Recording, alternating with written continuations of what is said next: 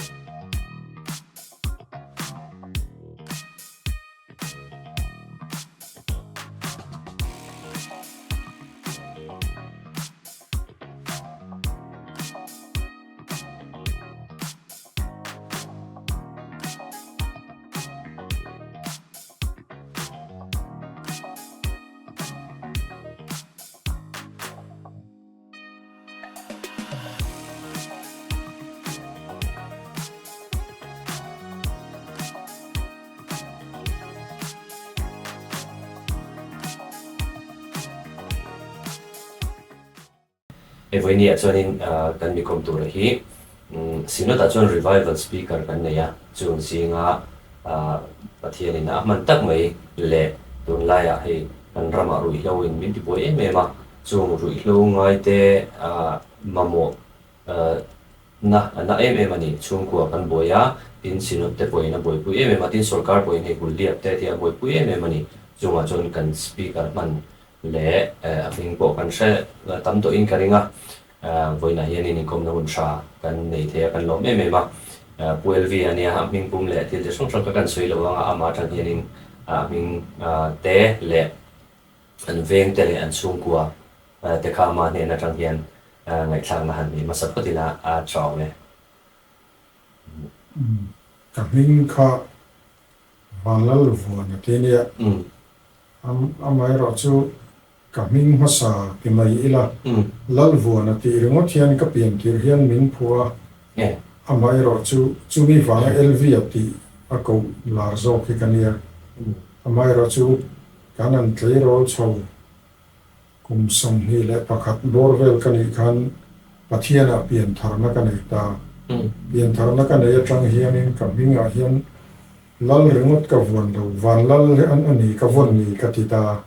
chumi wang chuanin Vanlalvuana tin kaming ka documents poi mo zong a po ka thak ta vek ta ni chu wang chuanin Vanlalvuana ti khanin kaming chu ka pu chho hen zer ta ni chu nang ma zo ki ni mi lo ti dang lo zo le ho ani da zu ka ti yang isai tu la ngai lo hei kan zo ka kom chin hian mi hi tu sak nge nge an sak chan ti te kha ka zo thina ka zo mi ngai lo in khami dung po ha lu ka ti le mai nang ma zo ki na pathian awanga ming thengin pathian awangin ni dang lam ti ka tu na tang khan a hria the ta chon ve hloi nom tro veng ria ka ma ka pa hi efram le na nia ka lu chu zon thari nia ti chuan unau singa upaber kania amai ro chu ke mo har sakna wangin kanu le kapa hianin thren a chumi ni wang chuan kanu nu le palama hianin kan kira te chuan veng hluya chuanin ka seiliam he ta ni nupui hi ka nei towa nupui hi ka nei tlayang reng khop maya kum somli do na nupui ka nei a alaram sangi pachu nen kanin neya tuna hianin kan puya pa building a ven hui ven chaklama kan me kan ni i kan lo shen danin ko fan upa ai intikuma me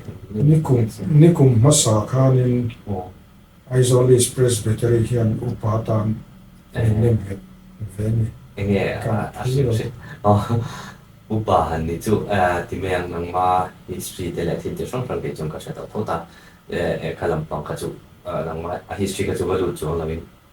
upa ni din mun nang ma ta shim shim han ning ding e ngai shim shim han tu na experience to chin ha alu ka ti viu maya a chan chu alu ka te mem na chan chu ka thlir online mun te ka sui lo thei lo wa kan thlir online cái này chú ai số át lai thấy rồi các anh nia drugs run lu chân thì về lai thấy rồi chuộc châu các anh nia thì chú anh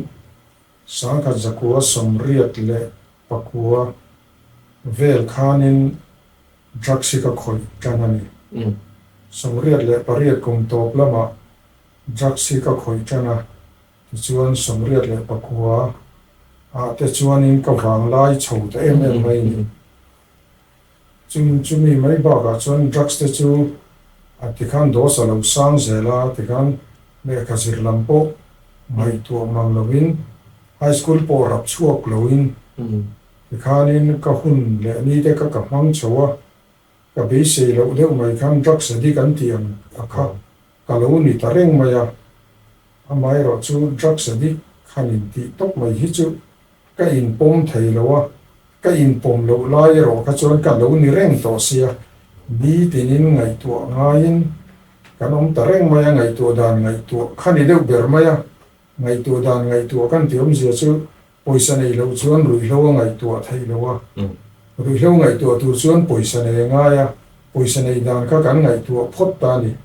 cái chuyện pой사 này nữa cái này ngày tuổi tắc ta cái tiền khán nín còn có mấy đi cái tiền mày hiền nín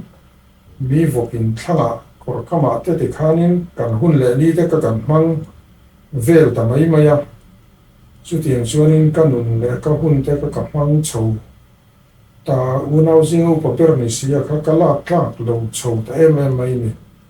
ru lo khan kanun kha ti puai ta tak zet maya kan nei ve deuh thin angin a ngei rei thei tak bia lo mai ni a chan chu nghe ni trigger tu kam cha na ron che puak tu kha alo tam to lu tuk mai ni ni mori ru na chang te kanan nei a thin rim chang kanan nei te kana ron lang zer mai ni in ama shim hianin chak na hi lo kal de top mai ni kan ti hun bi ama kha chuan mo te chuan ke ni hun lai te chu man lai to tun lai rui lo ti te chuan van nei to zo ka insulin thar te thì khanin luin an thleng zel theya ke ni huna te ka chuan ni hek lo thì khan syringe 2 ml kha pasari ten kana nin trom mai thin ani chu tiang ang vel chuan hun le ni te ka kan mang so ma se kan van nei na chu HIV te la luar lem lo wa chu mi van chuanin hemi la kai chuanin kan lo fi him dai zok mai khalam nia chu van chuanin kat ti film thu china rui lo ti don pon ti ma lo tu te ka ti china un lai chuan shi chalo tam hepatitis C te thil tam tak hi aleng le sa to chu tiang chuan ka hun le ni kha ka mang chowa kum som ni le pakhat ka ni khanin ka piang thar tat mai ni Orang sih kan suyen ko suyen ba kum som ni le pakata ipian cha ta ru no ti chon kha kum na suyen chi ma bi fa ti ma on be ka ti ma ang ren khop mai kum som pali ver ka ni kum to la ma tangin ka ti chho ta ni chu ta chon ven lui on tho nge om tho e ka hun lai i sui on vel ka mai tu chon so lai in ven su kha ho so lai chho chu luar mai ni tu na hian ke ro lai thian tia han soi tur poi ka nei mu mal to lo a ni khati chu ladam a pa chu min thi san te u vek to ni chu tiang ang vel chung ka hun le ni te ka mang chho ta a mai ro chu pian thar na kan nei nuwa khanin pathian thu khan ka tui chho te mai ni ma se rui lo hi mak ka te chu pathian thu kan tui viau lai khan chak na ka chu alo kal tho mai ni khami tak khanin pathian thu tanga lo in vem dang akha thiam kha ngai ta ni ber mayana lal Isua Krista cross thì na hi ka hmu chian em awang hianin ka ngei chho thei hlen mai ta nin ka hria lal Isua Krista cross thì nei chu mu chiang lo ilang chuanin tiang hi ka thleng mi alawang upa ar zatlaya kema kan luta ti khan ama kha ka zui ve ta hala mà cả future này tu mi rồi khăn thì khăn rong bó khăn cái in pe pop mấy ni chân chú cái in pe pop đầu chuan cả những tổ đón chắc mấy ni chú mi ni vàng chuan lệ khá zir lắm bằng lệ khá zir nó chân sẽ chú là sang anh ya cùng sống đi lệ bạc khát trong đi chuan mò ama rồi chú lệ khá zir lắm bằng bó khá cái này tu thì ta lâu ta khăn anh ni cái duy mấy lâu chuan các thủ lệ đón các tiếng cả share cái tia in các thủ lệ ngay pon karin được bốc anh long duy ta lo ilang chuanin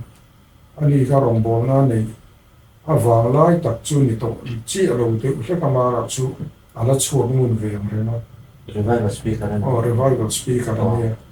kan zo ko mun sang sang a kan kala kan blind thei em wat mai nei ke ni edik pension han ti mai la ke ni edik pension ve mai tan ka chuanin cầu sân thế cả cần sẽ thiếm lâu ang rèn khop mấy bị khổ lắm muốn nào thế cả nên những món hàng chế phèn đều phèn phồng trang thế cả cần để mua chứ tiền hàng chuan cả cái dễ ta và thiên không ai na ra là Christian chalai po là thế cần để lúc xấu thì chuan cái GP cần hậu tu thế cần mình đủ sa cái thứ soi nó chân thế cả mình bên nó sa cùng đi cái biển thar khan bial musical mi ta hian thu ka soi ve ton pu ar ke lian zuala ne khanin kan sei tu na chu tiang ang vel chuanin hun le mi te ka chiar chho ve ta zel ta kan kum te lo u pa chho zela toi zonga soi chuanin chu tiang ang PGPOB te kan ya PGPOB kan ni lain pui kan ni ta chuan tu hun hi kan an thleng chho ta chuani chu tối thì không biết là sử dụng cho anh không revival speaker à hiện cái tiết mục này chú chuyên rong bol số ta anh ấy chú chuyên cái chú cao sinh làm khán thì ông cháu thì mấy à speaker ấy duy ta cho thì khán nắng mà khán thì thu suy bul chân đó hiện thì nghe chú KGP anh ta cho khán ta trong khán KGP cái thu thế suy ta khán lại trong khán thì mình rồi lâu thì cái phong ngày sắp na thì tuy mà tóc nghe cái nghe rồi lâu thì hi chu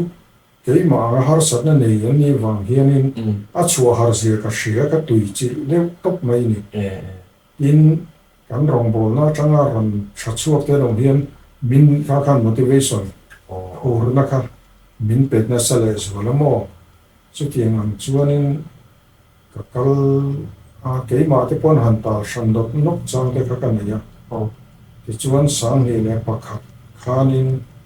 agape home rui lo ngai ten kol na mun dor pui pastor biel en kol dor tla agape camping center noi mi a khian kum ruk ka thoka ni kum ruk tal tok kha ka hanin pum pe ka ve tok maya thì chuan sang hi le paruka ka chua san le ta chu mi no chuan ka GP a bốc chuanin kan let le a thu te kha min soi tir na sa thei khop mai a ti chuan ko shana te po khanin thu hril tu wa te khanin min da ta ko shana hi chuan tlangwal thu hril tu a kan da ngai lo sim bole tia amai ro chu mun pakata rong ka bol na thu hril tu kala ni lo wang khanin biakina follow up ka nei khan phal lo a hola khan kan nei ya chu kan upa te ka hril khan kan upa te khan min khomai ta ti chuan tlangwal ni mala kan da tho mai che min ti ta ti chuan rong mo chu puitling lam pang thu hril tu a khan min da ve ta chu tiang ang vel chuan ka hun le ni te ka hmang chhoa sang ni le song pani kum top lama khanin revival speaker a chuan min la ve ta ta tang chuan in ka kal chhawng a rangara amai ro chu tuna taki chuan revival speaker ka ni to lowa a chan chu nikum interview don bor vel khan ka tam lo vak maya khami ni wang khan ka chor hi a thanga ka tia ka chol tari ni kum som pali vel chu revival speaker ka ni ve man ko chu tok chu ka lo se lo tun in dam lo chu ka se tho na ma se revival balai lo tun ko ma hi mo ka la ki deuh ta chan chu i RAWNGBAWLNA hi kan share jo ta RAWNGBAWLNA te i chu jo jo bang hi ni mi SYNOD program tu lama kan ka lo ngai deuh le ka chu bang chu tu na soi ka se deuh chu ni chu nei pu vel hi hi nia khat la i sa kan online lu tong kan ko fan camping bo se ya ta chu kan speaker ania chu ta tang deuh chang kan in po deuh zual de dam lo nai ngan tlang pu ko ve a chung te bang chuan he taksa te pawh hei boina kan mu te pawh hian a tong te pawh ama a kan muang lo deuh le kan a che te chang hi an muang ve deuh ama ro chu pathian in hei ron ti dam le a tuna pa chhop tak te pawh an nei ka hrian a kin a te pawh kan a soi chho tur a pangai a revival speaker ni to nu ani mo ko ran upa the revival speaker ka ni la yin ni ko ran upa chuan min thlang ani chu story soi trong kha in ko ran loina te an fa ong ka ti me ma in addiction journey hemi shim ma journey in KGP te po an fa ong ka ti ni te tiang che hi lal pa phong ai te le dana a ki ma te ho ne khal a ki ma te ne kha kan ti kha in ko ran in a ben khon em ma tin pastor hian a ben khon bo ka ni pastor ara apoi mo li chu chu mo pastor ara mo ai kha nia azai polin min shoi chin bia zai pol shoi ngai lo ka zai pol te bia san na khan khami lal pa phong ai te ati ho kha ATC a thu soi don bon min shoi je dikhan kal na te dikhan min ngai to sa jon ka zai pol te ni ti me ya bia zai pol kal pon min ti del ve je la he ni tan khan he ruilong dam le tan chuan pastorina azai pol shoi ni kha an nuam lu tu ta ni kha bang khan jon ko shanin social worker la chuan in rin ni ate dikhan one day retreat te chuan pavala in RAWNGBAWLNA te dikhan pualal mangai kha ka fak adu ni poina kan pastor ania chuan ko fan me che te kha dikhan chan vu pe in rin ni khan in social worker ho khan tin mi ten so ma dikhan in rin ni khan an ti me mo chuan voi ni chuan he Sunday school zir tir tu a ki ma te po Sunday school zir tir tu ni dei to chu ko shanina a follow up chatna khan an tling lo ma se tlinga ava ti luina ka ti me do nge mo ava bu tling luina ka ni a siam chani chu nang ma story chang khan ven lui in ko shan khan in a support cha en me che khalai ka lo nu hei ka lo chin chiat la ka ti ya i dam na ko ma inu le pa chan an chang nu le pa chan an chang thiam khop mai i an ni le mo tu ne soi chang khan ni dikhan revival speaker khai zui ta naw te po khatim to kha ron zui che khan om ve tho ni ma se nong ma tu na isoi lan mi lo chu i plu ve le mi lo mi lu lo rui lo wa ta ki chuan voi khat ma ka le to mi lo ni le na chi a hian ka ngai lo rui lo khove li chu ka ngai tu da na chuan mi nen kan in suala kan he lo em ta min hu kual hun ta mol pho the yang berin khatiang ang deuh kha ani in ka sia mi panin in suala pakhat chu na he lo tu ka he zo ka khan mi korate pa ya na thel le ba te chantiram ti ang deuh lek mai khanin khatiang ang khan mol pho the yang ber khanin min hu kual deuh hun mi ber mai hen ka sia khalai setani lutu khove la kha le na chi a hian ka ngai to mi lo ni ani chu vong su ni wa ti khala ngai to i nau te ho i shoi ho ra ni hemi dam le ho ni tlau pu in ka sia counselor ama i shoi te tam bon dam the in ka sia nang ma po khati ma sui khai ni wang nge ni i do the re in ka sia i nau te jing a po hian khati ma han lu le lop po kha an ve tho ma ve tho a chan chuan RAWNGBAWL lai lo rui te o ma mo hanin ho tir nok chang te po hi kan nei mo mà sẽ ít suy lệ dễ thôi cái gì nào thì anh nói thật thì cho nên cả suy lệ mà ya cái chỗ rồi lâu cái ina din mun chan din hiền cả lom to có cả mel share tan ni mon ni lo mo din mun chian din hiền cả ru hi ana china ni china soi aki ma te po kha kan ke ma chana pian thar to ani ram thar ke in kem chung khan in ka sia mo aki ma ron lu te ka chu putare mo ka din te ma ya in zo buksim ti ga ron hol lu ta mà sen piang tharan fit chuan in met fire ke ai lo no pang dei mai kha la ni mo tu na phe chuna sak om sin ama hi he kan podcast apon chut pui hi kala tu ani chumo asan su ara he pathian in na to ama ati dang lam na san sia le ru lo ngai a ve sia ka ngai to ti hian an ina kian ama ina ma camping hi asia a ina kian mi dang riat vak lo si hian an ron lu khunga camping hi asia puk me nia hian camping han tia khan a pui to ba rui lo ngai du hian an film to ba khan ei tu hi dian ngai tu chapa man rekso khala khan pathian thu khatia jana camping a speaker an ti bung bung lo khan e jana te devotion ten banga chuan achang le he jana te min man pui tu ren ke ti pi soi tu te mo ti khan an songa e khan ti pu a tok le kan ni kha kham o a ta pu tam ngai yo han ke ma han ti bung bung o remote o hi a that rual hianin chu tiang nga a ki ma teu style la tok te han ti kha rui thei thil thiu hian thil ngai thak rei pe te kan nei tak tak lo le ka mo a ki bo ki ti khian chuna te bo an that so deuh chuan anin lo chuak lo pa mon ma ni ho ki ni khan chen ho re ko mo khan an me mo a chen teu point an mo an deuh chuan ngi du chuan an ron bedding ne ti han ai na lu top che mo a ti dang ki a thar yo ke ti camping kan nei le do na han ti lo hi chuan hey pi ni lo kha deuh mai thina ti khan an lifestyle kha chuna po ti khan an eng chuang me ma se tia an ria khom to an ti to chuan an mani le tum ve tak tak in ka ri ni pai ro ti la lo an pai chau ve mai voi ka thun kan bang to khan an mani lu thu nge ron lu ta ni bo ka an ngai sakazi chu mo kan zai te ka angalik kan ni an no tum ko wat aki mai fa kom ka tia ki bu fai te ki he min an ron da top me hi de me ron shi le ran chi na mo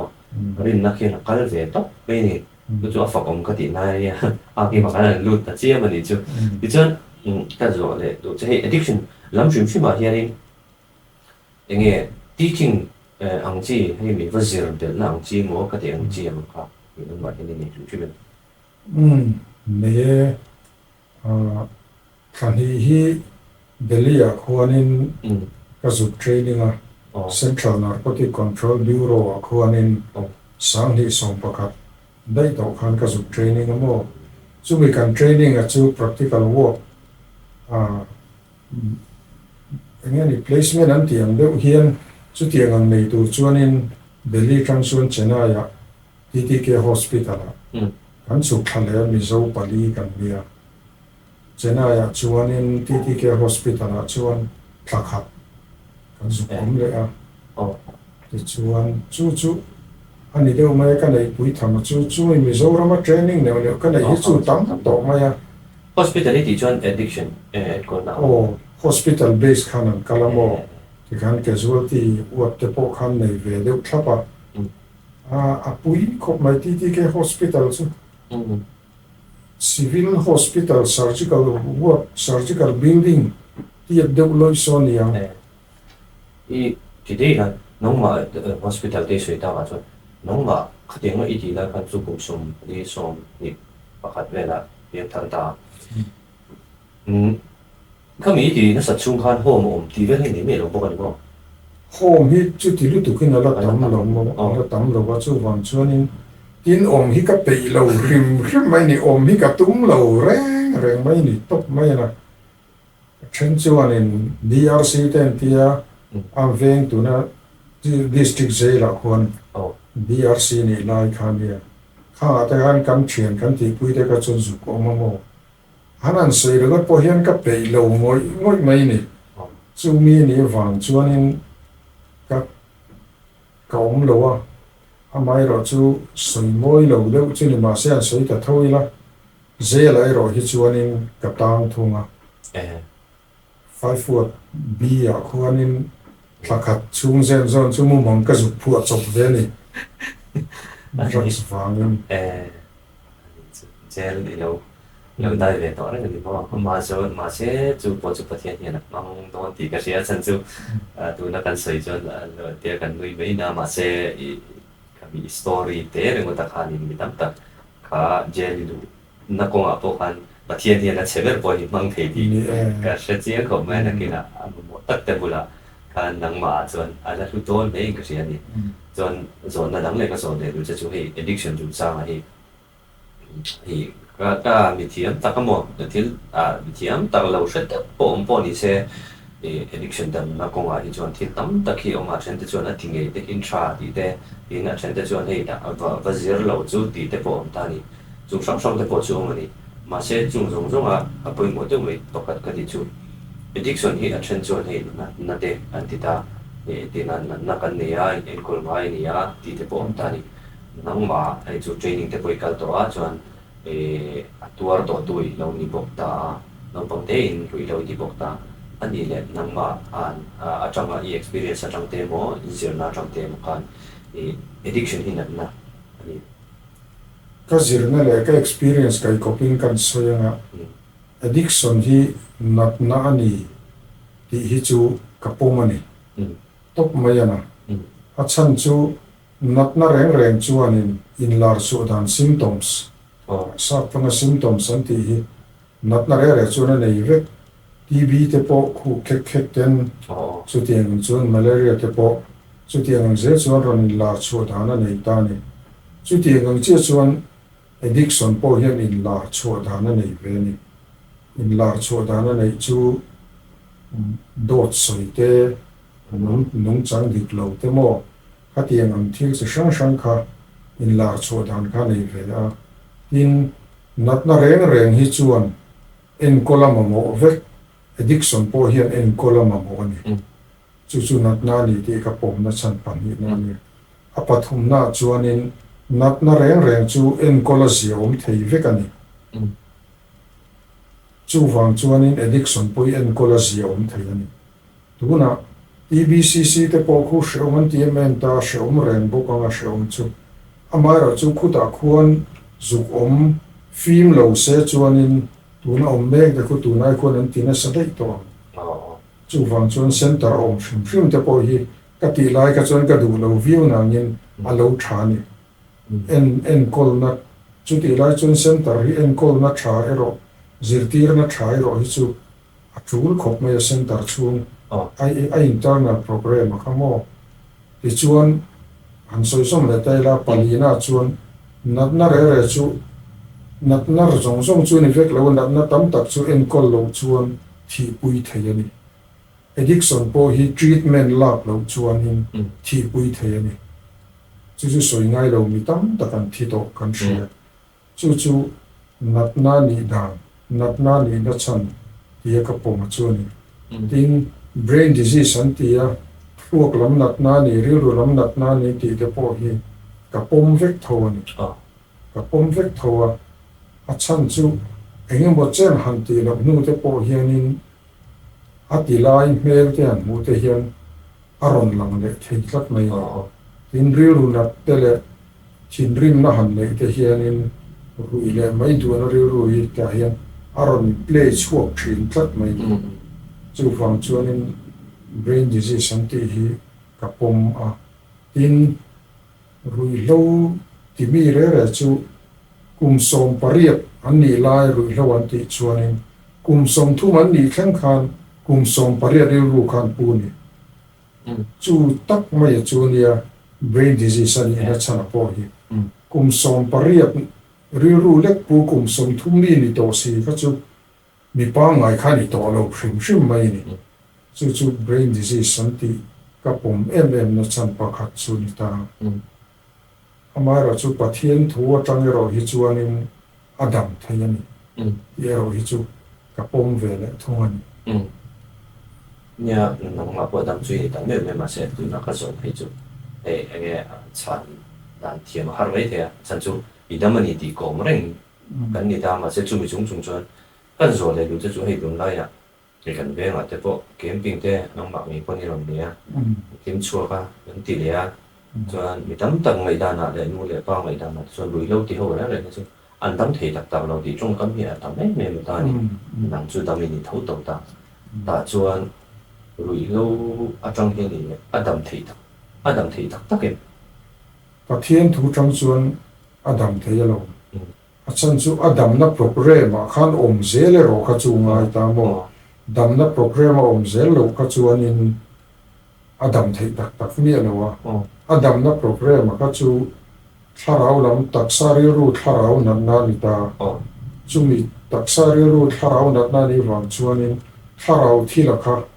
thlarau lam thilakha mi na ngai poi mo sel chuan Adam zel ti na ni mai ni dam han tia hianin kan ti lo hian kan dam chu ni mai a khami ti lo zel na program a khan mia zel ka chuan Adam anga mai ro chu ti lo zel na program a khan rei tak po ma sengin khami program angai poi mo lo hun ka chuanin hui lo khove la khan let le ni chu ni rei tak kan ti lo wa chen khat te po KTP tenin manga ti chuanin kum nga kum ru tenan ti lo wa ngai zong tenan nia ngai zong tenen te an inkar thu te lo chi an ri ru lo na kata khan hela ya hianin kan thlo ga hian thilin register ai tlat to yo mani kariru na tu vele dam do in min ne mani ti kha aron automatically aron play chuak ta thina ni chu tak chi ne disease ani na tak lai po chumo ti chuanin anan ti le min an hu kan rei tak lo mai to ten an ti le min an hu kan an dam thei tak lo hi an ti ta mai zo ka lo nia ani na taka chuanin pathian thu tang chuanin Adam thei lo Adam theia amai ro chu pathian thu program a khan zela kha abai ta ni chen khat chi chu pathian thu kher lo te po hian Adam thei lo man tia dik te chu ka ti ve thowa priority a kha thil dam pek turan nei tha ti na ni mai priority pek turan nei that lo chuanin addiction boka khan an let le mai thina ni ani le tu noi isoyang chi he trigger kan tiang chi te khatiang sang kha umta khang kha zo che hi amoi loim ka shelawa ma ro chu I thlir tute tan apoi mo donin ka sia khami antinan trigger sang tele thil tu sang kha umta dam thei chu kan ti tak me ma se ka tu na te po brain disease ani na thu te kha kan soita ma se khami a brain disease ani na lai ta kha antina nang po khami adam na program khan pathian thu revive speaker te ni ta ta char ta environment thalawa inom tlem ta ni ma se khati chung po khanin kha enge ruilo a disease lai ta kha enge ti to chuanin dam chung hian ani toim hei nangma te po khan entinan khatiang ang chi vati hlot ling chuang lo ta ma se khatiang chi kha thei thoem thei te reng mai a chan chu kan han shitlan hlek te po hianin shitlang dam doi te kan an ei hianin shitlang dam doi te chu enge moni ti deuh hai akik alo deuh ngei ta chu wang chu mi anom na la ya kha aman chak lu tu kani thuak hian mo ti hian oi thi pe zar mai ni chu mi ni wang chuanin rei tak ti lo tan po hian shitlang dam doi ei mai te hi athil hlom lu tu kani tlat mai ni lu draksalu le tummi alo shitlang a shitlana tanga draksalu le ta te po hi anom nual mai ni ani ka sia hetin hei ru tliak te po hei ru te tliak ta an accident na te po anan zai ta khatianga ti chon hei injection na chok na te po lo chak ta khatianga tanga hei le te po hi ka seve te tlating ka sia chu chonin an mania ama ru lo ti ton ni chonin khami kha atan an enge number 4 thak chum vati chong lo ma se an na chok na an pe kang kha an edict zui thinin ka ria mo mana bike in ka accident a scooty nen hen kanin su scooty hian tian min chi la ni ka king khang ru hi tliaka ti chuan Dr. Jeremy hianin thadeu mai hianin min siam rem sakani chumi tum chuanin morphine hi min pe ni kan kai mai khop me min kick em maya eng mai ka hre zui lo re atu ka khanin ka harta anuam ti na kha kala nei tho mai ni ka soi mai ni kan nun min hau ta hrep maya chu mi tum chuanin chu tiang ang vela chuanin khata tang po khana let le theiani papa khat kan veng pa po damdoi morphine nge monika an pe ka kha nuama tilu tu ka adrak sadika ni mi alawani chu ko khranin mang pangai takania ahan di le ni obe an lo hau hrep maya khatiang ang chi a kha thil kha om ve thei tlat mai ni ani don ni chu wang tak chuanin hatiang vel a rei to nu le rei to nu lo lampang ni loin lo ti chin to chuanin tal chu hi chu a harani ti chu achiang tal chuak kan ti po hi an chuak tak lo ni berang chu mo om je chu nang ni po chu a om thin ta tu na thleng pon hei moi lo ni lo se rongbol tu hlun kan rongbol tu te ngei po tin nge pathian thu wazir ang te po biaran han obdon don anga te po thalai lo ti to chun tal boy te po kan tok zo ta kan hriat vek tho ne soi hre tur vaki oming ka hrelawa achan chu rui hlo environment a khan kan soi miawa soi hre vaka thil je vaki atul ka ti lo thina ni chu thili kan than don chuan chu wang chuan apoi mo ber chu nang po hei rongbol na po aruk chuan tor changte hre om ti changte kha I tor mi lo tur kha tetlaya an tlei rol chok I lo ti wang khan tur ta chu siam tha thei kha ni lo ta ngai thatu ta ja thalai den in lo enani pon ti chin lo kha apoi mo voi khat ma ti chin lo a thaber mai ni ani don ani achan chu dam chung kha ngong tatlat me mo chu lai ya chu apoi mo lai chu wang chuan in khami nangma anga engma ngai sak lova rongbol na zui top kha tun lai anga chuan thil hi ahar ve to ni in hun lai de chuan thil kha ahar vak lo zo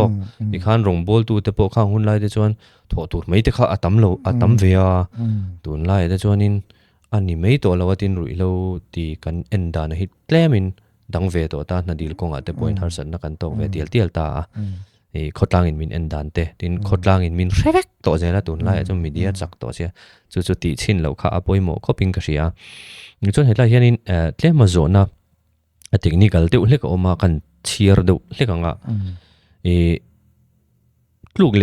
tluk le na relapse kan ti hi apum pel theim antinan saptong chon relapse kan ti hi relapse is a part of a recovery anti hi ngai dan chonin hemi relapse is a part of recovery anti omzia takahi enge an soi dan takahi min shil fia chak thei bokem tluk le na ti hi tluk le nei chu pumpel thei te renge khei ke ni pon kan pumpel a pathian khong ai na zara tun hi kan thleng to upa hial kan han ni ve ta nia ni chin khan ka soi lowa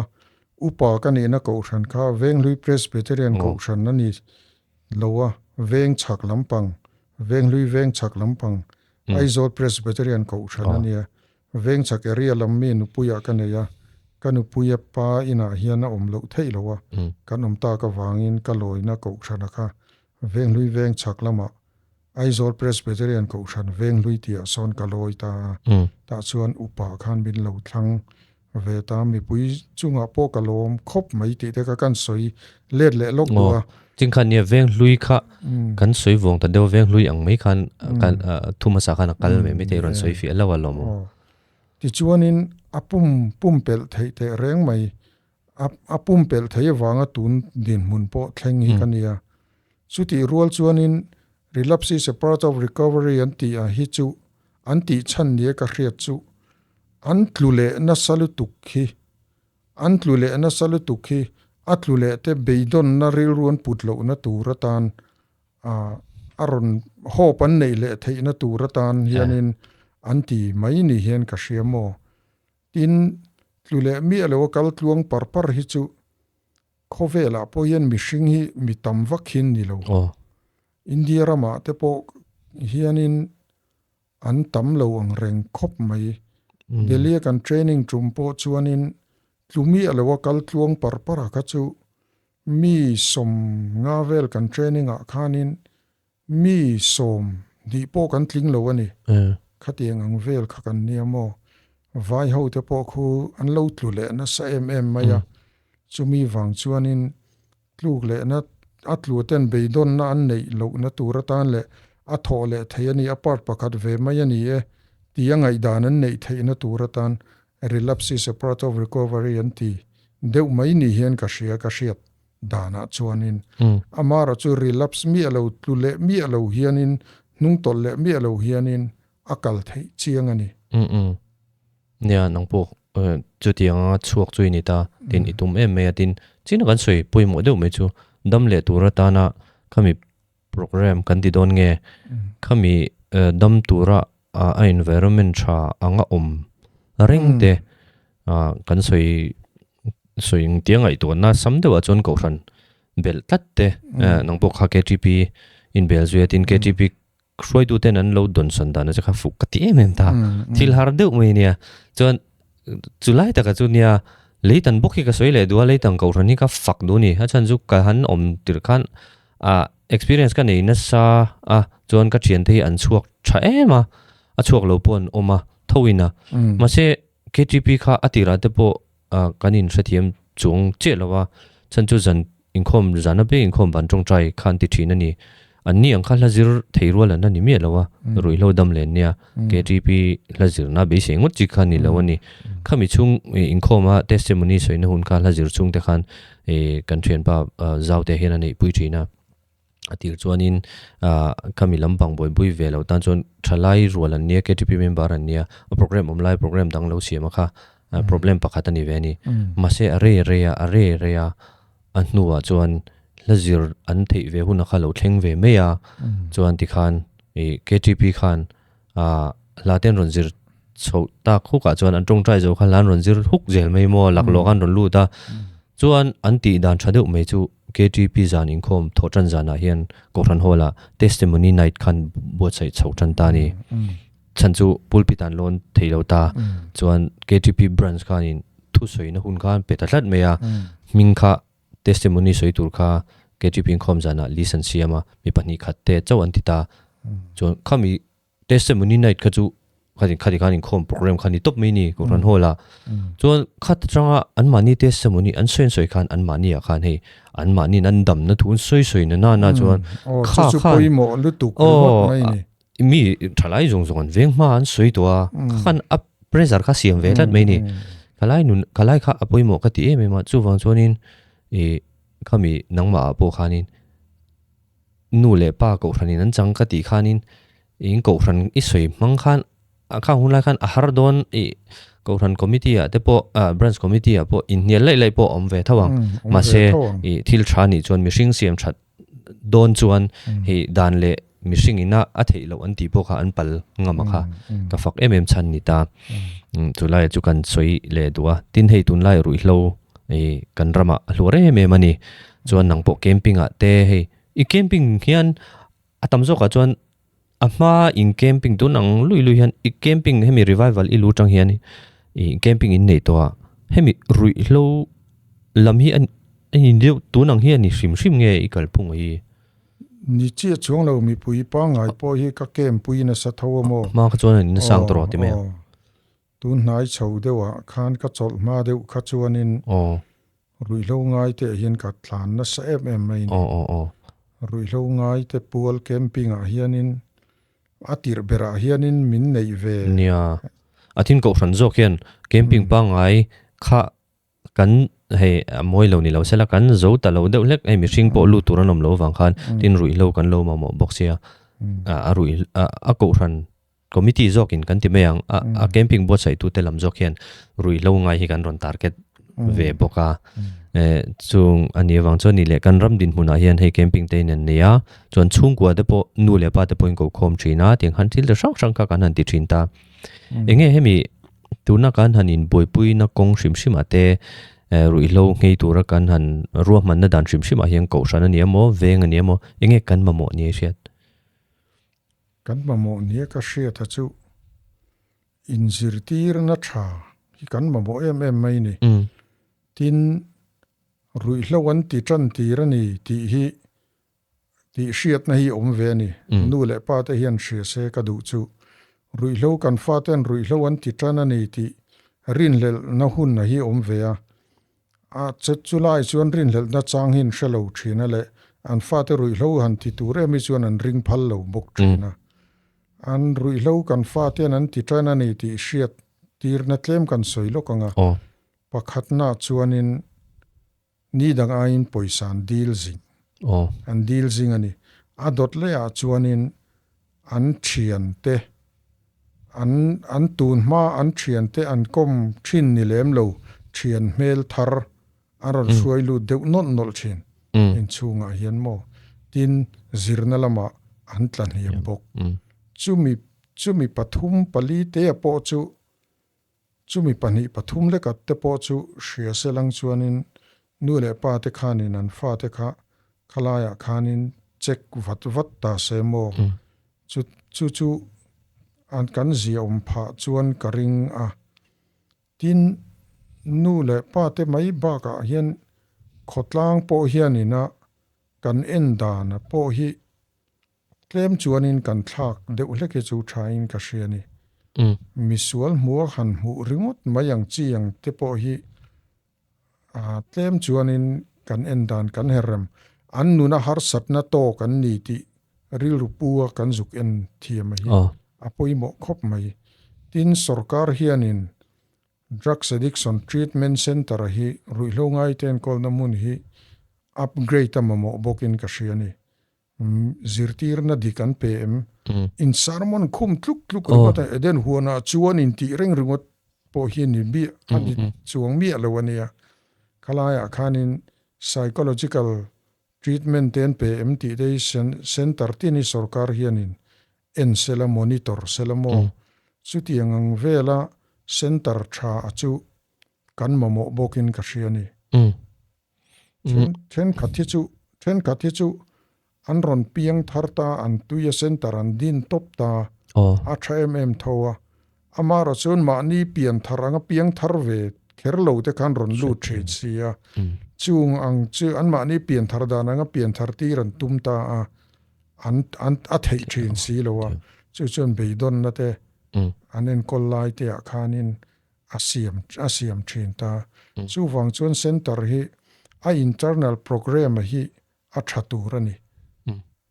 tok mayana center vela hian an som tho thin chem te me ngmain chui lo omreng to ta som ve zo thoe tun hulia ba khanin han hunin mang them nge nangma dam lo de lai ni na wang khanin ani hun kan mang mi alo hulia pa ka chon hunan man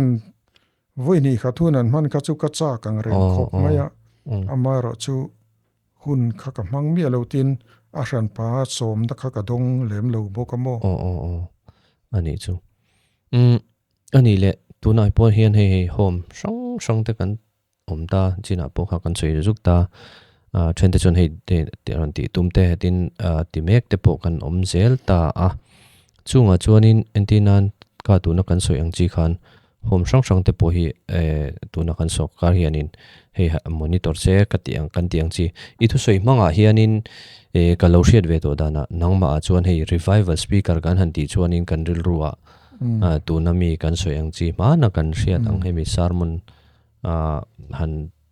camping tak ang khani thin ta ni ma se nangma hi ni lo deuh leka powerpoint nen teaching ang deuh lek hiani kaling ka hria chu rui hlo nga ya hianin ama te pon kha nangma na speaker zui chu khatiang chi sermon ang chi kha lo ni ta chuanin tu na hianin nangma thu soi dan he speaker zui te chu I manaya hi deputy te chu voini thlengpon an speaker kan hria chuan an thu soi kal mangte an ni phung kha ain ang ve de put thin ani an tong kam su khlek ten tong kam man po ain ang thein zui re chuan mishing chu hriat lo lai kan lo hin copy ma lu tuka chuan chon nangma teaching ang hrim a hian khatiang chi khani kal de uleking ka hria chu thala ya le tu na rui lo nga hian teaching ang chi hi ingai poimo rio in ka hria minan soi fi sak chin lo te teaching ang chia kala hi edi kho hianin an ngai hriatthiam zok deuh hlekamo amara chu camping follow up te chuanin pulpit atang chuanin teaching ka han ti chi ni lo ke po ka zui upa arzat laia style che chu kalau la lu tuk tho mai ti chu mi min feedback atangin ka hre tho mo amara chu camping a tak hi chuanin a teaching method ang zo ka hi edi kho chuanin an hriatthiam zo deuh hlek ani tin tunlai kan rui lo hemi an unau te rui lo boi mek te ho hi le khathiam tak fing tak a thil hria a khovel zirna pokal se an sang tla tamo chu wang chuan teaching ang hin wa man ting ka hria ke ma kalve na china te po hianin tin zo na siam te chuan ti zui don hian nuwa man ti riau a chan chu an hreve tla tamo hatiang kha chuanin hei chhan nei ang tur kha zo na an nei ang chi hei pathian thuang te chu faith ani ta rin na ang ani ta va soi fi awak te dai top pro in ti hi lo ngai thin ta khami dai top tur chuanin a principles nget deuh kha kan nei ve kha ngai thin ta khatiang awang te po kha ni in ka sia nu le pa hi chi kem o ka shelawa ni angoron chin han izoi lai ka karel ro lian deuh mai chu ni le ka u nau te mo I ka fa te mo ka fa pa mo ka fa nu mo hi rui lo ti tran tir khai soita rui lo ati tran ve don ati tran ve ti karing hlel ta ni ti chuan rui lo alo ti ve tran ani ti ka hreta boka ta chuan eng tianga hian nge malak na ama saber enge thaberang ne hriat ama sabera chuanin a thabera ka hriat a chu tinge kan soi fi ang o an ma ni ya khanin kan du lo ani ti hi chiang takalan tir maya hi phot mayana papa khat chuanin mama drugs lo ti velo I odi ni thiman mi don lo ni odi ai thi main ka volum man don che ni ati chutiang ang deuh taka nu le pa te hi an tran na ngai hen an tran tlata nu pa tang rual nu ina lo khongai bik te om lo wa nu pa tang rual taka an du lo thu kha chiang taka an shila an mani pon soi angan om ngam sak la ya kha khala ya kha poimo kati nang ma riu hen rui ka khazon le chak re che rui lo nga enkol ko nga chu tu na khanin a hretir ta apa chuanin vuak le hei a volume phalmi lo nga fa pa kha chu ma se a huat je ti lan na ni ta ni nangma enkol na shima enkol du da na shim rui lo nga hi ni le khatiang rik thak ngal khange nianga thanga tunla chon hi fa te thala hi kan soft ve khat ve bokani fa te school apo nu le pa ten fa ten vok deuh chon kan king lo chau hi ni to mai a tiang deuh vek chu kan ni to ta ni khating din huna khan kan dinga wangin khatiang no pang thalai te ruilo anan ti hre che khan enting ri thak khange thai tia mama he han ti deuh de bang chi kha thataka ti pui kha chu a thalo thataka ti pui po khan an du lo zia kha chiang takina soi thei tho mai kan khong ani ti du lo na kha rik ve deuh thak hi ru si bi chu ngai inga sia fa te ni kan control turan ni ta po kan va thak em pol ani lawa khanga kha chuan a that lo na te kha chu ne pathian thu ang pon kai throi do nei la nu le pa chu fa te thunun ko nga hian in nia ke ni de po thunun than kan nia min ari deuh thak anga min enkol kan ne kan zal ani zep tu cheng lo nu le pa hi kan zai em ani a om je hi chu lo om ani ti hi chu ya cheng em kan nu po hian hei fa kan han nei ve kan control ve deuh do he kan nu hian i ti lu tu ka nge pi le pu hi jan an lo ti me thina ma se kan nu hian in fa te ka control lu tu ki chu ma te ka in sir lek ani hi ti thina ni kan nu na en hian kan doi reu ni hen a ria ma se keima nu na ve thung ero chuan kanu chon khati khana ngai me thea ma se kanu le pa hian ti khop khan akong hian min lo control lo ni se voin nu ni ka thleng lawang ti hi ka thu pui ve tlat chu wang chon fa te control ko ngai chon rik ve deuh thak hi chu tun lai ang nu na phei chu na ngai thalai hi mo kan nun hi hei kan mi ve deuh thak ni lo chon hei doi zep kong ang te kan in soi mui chu fu che loving ka sia pathian thu hian ngetila ni na chengila kan ma chuan hi keima ani le kan skill ni lo pathian hi kan ma chuan ani ti hi mishing hi tuila mi in pathian rin chan ngap phot chuan adoi zep ngai lo shima so lai zo ka chu lo hen a lian thin ani ani le nu le pa te hi anmang ang meng ka sia hei thalai ruilowa em ti khopian feel ta kan boya teaching kal na saber chu ruilo ngai te de nia ma se teaching dong mang lo shevak lo akan blind lut tuk mai nu le pa hi kan ni ta ni helai hi he nang ma he ni china pokhan teaching tha in ti te pokhanin rui lo ngai te chua kan hril tho na ma se ka ngai poimo ve deuh mai chu nu le pa hi ko khom ten har re arong kal thangai lo ta rot pok rot thina ko thrana hen kal thangai lo ni tianga hen enge nang ma sim sima ye experience to ka experience to chon kamita ka mu kan soyanga TTK hospital chena ya khanin a rui lo ngai chau khanen anat mit du mi alowa anu emo apa emo ani lo pon nu le pa nei to lo ni pon a u naw emo ama na aril ru zong zong rui lo ngai berena ril ru zong zong a phor ngam na tur mi shinga kha anat mit ve thlap an om ve thlap angai tlat mai ni chon teaching an dong ve ve kamo te khan a om pui tu te class lak na mun room frana oma te khan a treatment la me ka te class lak na mun room frana oma khati khanin systematic te mai khanan kala a that po tha india rama po hian a tha po la ni char char mai ni ka voi kha thiat na chu chu mi zo chu kan tlin don lo ni chu kan tlin me ulo kan tlin lawang an lu pui tur chuan ei camping a bol lang lut lo khan ni top me wa a van thai chu chu mo a chan chu tu na po hian hei nu le pa ber hi ha tu na po hul hia pa i referral anom ta referral in nu le pa tele a en call tu ten ko khom le zia ta ni leng in teaching an pele thin ta pakha apoi mo em ta chuan i soi ho na ten nei thin ta teaching pi alama khan achan chu rui lo nga ang ke ma hul hia pan lu ta an lo chuak le chia hela mi than en call to lowa nu le pa khan lo poi mo to chia en call na try environment a an valu le lo khan khalai ta ka nu le pa chan changa kha nang po nu le pa thai ne ya en call tu thai ne wanga dam chu khai ni ta tan ring ngam che ko ranin khalai ta ka poi mo ka tia chu kan zot mấy che ni chu chuan atop ber atop tila itu soi lai ten zo na poi mo deuh mai ala om chuan in kan lo zot le chenga atop ber ka zo du che chu teaching a hinga kal ve zo zo rui lo nga ya te hei kan nu te po tiang lama thokan nia teaching hi ka she ve zo zo ni chuan hei an soi thin chu doctor lai ni to te pon hei missing rui lo ti chu trigger tur thil tam takhi atam em ti thu hin soi thin ani hei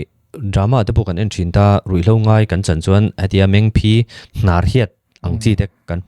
mu thin ta khang kha mi tam tak tan chuan a nar hiat kan mu ringot pon ke mani tan trigger lian lutuk mai hi ni an tia chan chu kha ringot po khanin an mani han changna ati chok theini ti te kha an soi thin ta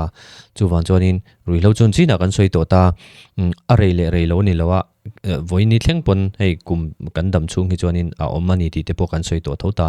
nangma te po hi revival speaker te ti khop arong bolna e han chel to ta habit ta khain nei to ta ni in ti thin te han ti du lo hei chu rui lo ngai ti thin khani ka ti amoi to lo hemi ka tong kam te khatiang chi te po kha om ta ni khatiang chi kha nangma hian hei labet ang chi te nangman i hriat chhuat changa hei chu ka du lo mo le tiang chi thleng hian la nei ni siam habit thi chu ala bet tho mai be chu mo enge moni min hriat chhuat tir thei tur hi chu thil hi chu atam lutuk mai ni kan thian pai na soi mi nar thak hiat kan hu ringot pon kan ngai tu na danglam thei ati kha thil tak tak ania khatiang ang chi kha tin poisa hi trigger lian lutuk mai ani pokani poisa han nei ve de enge mo changa poisa tam tham de le khan a te hianin ngai tu na kha adang lam thei tlat mai ni tu nai chon kan in mi to lo ma ro chu enge mo chen kha chu kala ni ve tlat mai ni tin rui lo ti mi an ni ti hi mi an hoi her le an thlek dana tang rungat te po hianin a hriat thei lutuk mai ni antinan khovel pum huwa pa mi kan mi hriat Barack Obama te po kha rui lo ti na sa thin ani ta a thu soi le a hoi her a thlek dana khanin rui thei thil ti mi ani ti kha keima khan cover she thei tlat mai ni president lai khan mo chu tiang chu ani ang ti po ka ring than chuang lowa amai ro chu anua chanchin kan chir ta ka khanin ka hre chuak ta khatiang ang khanin mi che zia tang ringot te po hianin ngai tu anei chu aron chuak theilong nya teaching pakata ka ngai thla ka po khanin hemi poisa bi ka hi asoi wong velu tu gamo achan chu in hun lai pon hei china ati rai soi tak ang khan poisa tel lo kha chuan ati theilo a poisa kha in zong ta chuan mai in han la in han ngai tua don kha chuan poisa kha o mangai ta poisa tel lo in ngai tua theilo ta in ngai tua ma saka kha chu poisa ni ta ni chuan poisa thlapa phang reng in omta atu kami tur voina in mang zota atu kami tur ngai tua le ngai ta chu poisa a khanin nuna kha akal to lak lo chu wa chuan han nei ve deuh tran che hianin kan hun lai ang vel kha kan han ngai tua da tu to ka le thei tur pocket an om che hianin ema ne hen trigger a lian lutuk ti hi soi to mo ka lo an ni lutuk ka lom sum dong rui thei thil ti to lo nu sum dong a lo hloka thlule te po hi an om nual mai ni ma sa tlat chu mo chu wang chuanin ra thei deuh te po hi van lo lu tak hi ka ti thin rui lo kher lo wa po hian mo rong bol tu hi chu mo suma hi chuan mo lo in sum hi lo har mai chuan a to bera tan kan zo le zo na ni to lovin hei rui lo atuna te chuan hei ko sang te rong bol te nin kala khual khuwa te ti khan in zin chuaka khopuya te hun sang in kalta ni rui lo ti kan zama chuan hei kan tam ve ta em ta mani chen huna tang khan anin ang lo duat don ta ni khopui mi lo te thil ti sang kha an tam em ta chunga chuan enge kan thalai te mo nu le pa te mo engmo han soidu han cha du ang khai nem soidu chu kanga maya maro chu hunin zir hun kan nei to lo tur ngai thai la tlema zong kan soidu chu rui thei thil ti ho hi rui thei thil kan fa ten an ti hianin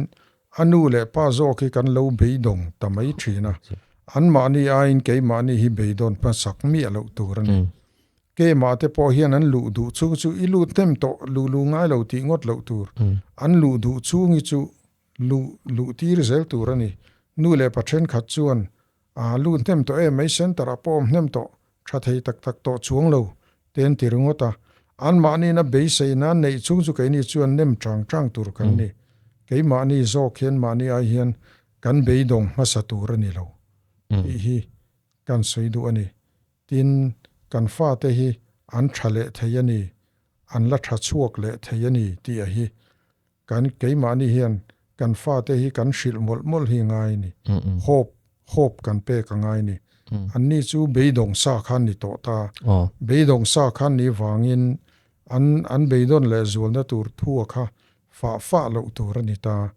antirnan rui thei thil te thin tha chuak le ta te po an chanchin te ngai ventai la chumi po chu tha theya engwange nangi tha thei bik lowang ka fa pa inia ka fa pa hi I tha thei lo na tur bi khi om lo re tum ro ti ve kha ngai ni ma ni nan tum hi ngai ve me mai ni chin te po khan ko ran te ke gp te kha kanan soya adik veka chuti rual chuanin keima khan ka tum emani dik tak chuan rui thei thil ti mi nia KTP han zuan lu ve hlol mai te chu thil she om deuh mai ania achan chu rui thei thil ti lo sa mi fel sa le ka thiam tak te khan lo ni ta an ti te po lo dang vek mai ni chumi engineer second year aron zo che third year zir turin a kal le don doctor MBBS final year azir don chuan chumi department a chuan na mu thar ti te kha mi pa ngai ti chu ni ta chumi chunin nei don an pa chuan chu thokasin han ti te kha an mi pa ngai ti kan hriat tam tlang pui chu ni ta ke ni chuan kha tiang kha soi tur nei ve he klo chumi dam doi chu ti zonga ti chu na ruin nu ma sin han ti akha arem che to box si lo kan nui zat zong te danga kan ngai kan lom zong te kha lo dang vek mai ni khovel thara zuang lu tak meu kha kan ni wang hianin engkim hi a struggle vek mai ni kan fight thi ngai tak meu mai ni ke po hi kan zuan du tir khan chu tiang ka soi ve la chu mi thapa ngai ti te khalo ne tin aloin ngai zong deuh fer loma a o ma thalai rual kal kho man nia khatianga te khanin a hoi hai thei riau mai ni la te nan zir zawan bial nu rim tur te nan han liam sang mai mu phei chuanin a hoi hai theiang reng khop mai atin karual pui te kha le kha thiam deuh te khan lo ni ve to loma a mol poli chu ka van ni bi kom lo o ka tia ke chuan le kha te po kha ka zir thale ta a mai ro chu college si chu karap ve tok ani college kara chan tir hianin pol ru ka thut pui tin khan class kha ron la tatlat mai ni he ka te tuk vera hian ka zuang chua ka am a mu lo lanin ka tlan ho dai mai ta tang chuanin ka kal thadu ta lo ta RAWNGBAWLNA lama kan lo tui bok nen chung vel chuania chu tiang ang vel din huna chuanin kan din awang hianin kan har fim to wang hianin thil hi a clear duak ta ni mi alawani thil hi kan la fight don chau zo ka lo ni har fim te kha chu a thei maya kan har fim ve maya har fim nuwa khan thil kha fight tur kha tam tak omani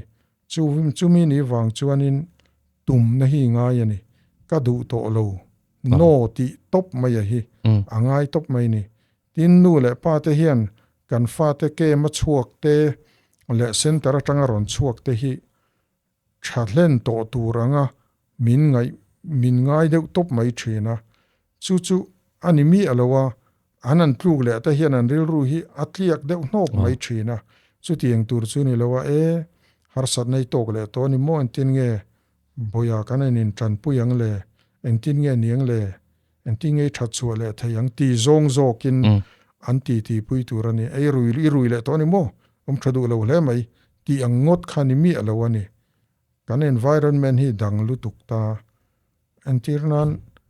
tin kan ril ru kan kem chuak ril ru te hi kanu le ka pa chu an lom ve ngo tang ti na ril ru te kan lo puta ni a chan chu kema reitak kar ni te han kem ta shom ti in khatianga kar ni shom ti ta kan kem tluan chuak thei ka chun ma ni le vela chuanin thil ro pui takan achievement ro pui takan khami thil ro pui tak an ti ani ti shiat na ne na lo don son thiam kha ngai ve ta chuti nilawa heyaron hole to ni khonge chabi kha inda thaim han ti ang chi ang bo ru ka kha khatiang environment kha kan lo siam mai kha chuanin beidon na kha thil ho te apoin kan be hi dong mai ni chu tak chu ni ril ru apui tlin lo na chumo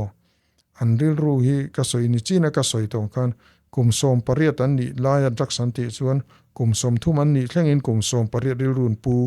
ka ti ang che khan an ril ru hi an no pang mai ni mental disease an ti te dik de wasin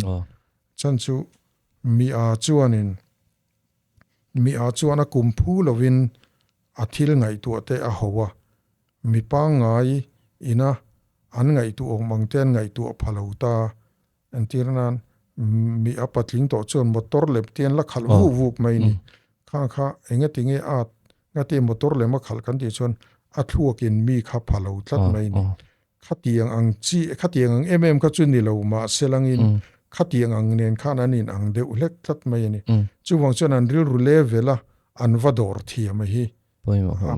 apoi mo mai ni chung vel chu kan soi du zual pui deuh chu ni deuh mai adik itu soi ho tu na mi ho kha dik tam tak ka RAWNGBAWLNA kanin manga ko sana no in manga men ron teksa an vuina tam tak hi chu tu na mi isoi ang kha ni ta soi tu te phut le kom tur bo ka nei lo thing pui te khanan ina din pui tur po hen lo nei lo tak hi lo nia chung ang din muna an din awang chon an tluk le na po hi nia vui vai phun hi chu ni takma mi danga be sei na hi chu nei na sa tak me maya ma sei soi tang khan adik zia kha kalo experience ve to now te ho po tu le ho po hi khami ko ran dem khotlang ina min mu dan min en dan sim hi tiang anga han vui hi an tam ve kop maya ma ro chu soyang khan ma nia I tumna ve tlat kha apoi mo ko ping ka sia khang jong jong kha ipal tlang in ka sia chuwan chuanin voina e thu min cha te ngai thla min du te ang te ti te me ang mo min thu min cha sang kha ke ni tan po injir na tur tam taka min ka sia ke po hei rui lo ngai anga te po kan han rong bol ve lop lopa ke chu ka experience te me ma chu van chon voinia kanin kom na hi ka chhor donin ka sia voinia e hun thatak mai boi tak kara min nei saka kan lom ma tin machopa te po thil chi sang in tumin ka sia kanin hriat tir tangin hei ani chi dei soyang khanin home te center te hi itum rei ve doni tin kan pani te pon ti tum te khan kanan ti ve lawa maro chu pathian rem ruat lo hi choning ma hi kal thei lova tuna te po machopna inan neya machop te inan neya chung te po chu ti hlotin theina turin pathian hena kan tong trai zelanga pathian ina puyang chenga damna hrisel na te apeng che di kan ringa chunga lom thu kan soini voinia thil pakhat kan soi le lok o tun in rin ni zana khanin in khom ka hruai ani kan ko thran in khom ka hruaya kan venga drugs tin sadeu mai hi 5 week mai hian a ron lut ani aron in khom tlat mai ka lom khop mai chairman chair atang khan ka han ka wa mu thei ani ti chuan a tuk zinga zing tong train khom anu bula ka soya anui na min shil chu oi ni lo mom lutuk u eng moyan kan KTP leaderin u eng moyan renin khom zero min ti tlat mai atie KTP leader tong kam khat le ka kha aronin khom pha ani khatiang ang lek po kan KTP shoi tu te tong kam poimo zia kha kan soitel le lokani chu van lu ni china khania kan han soya mi hring lam mani lama poimo kan ti rual khania ko than te po kan ching ha kan soi vong nasa a ko than poimo na te po kha a poimo bera chon mi hring kan ti rual khan kha tu na po khan tunin rit ni me po khan chu will be an experience an nei le a chuan chuan heng ruilo nga enkol tur hian hei kan speaker te kherlo po hian keima ni tlai hmuna rongbol tu nge a rongbol nu po lo ni lo maila kan tong kam khat mai hianin kan veng chung te ami te ruilo a lo tal boi te lo tang ve te hi kan chan chuak thei ni ti kha chiang ani kan channel te kan program te min lo thlir sak thin awangin kan loma lom thu kan soye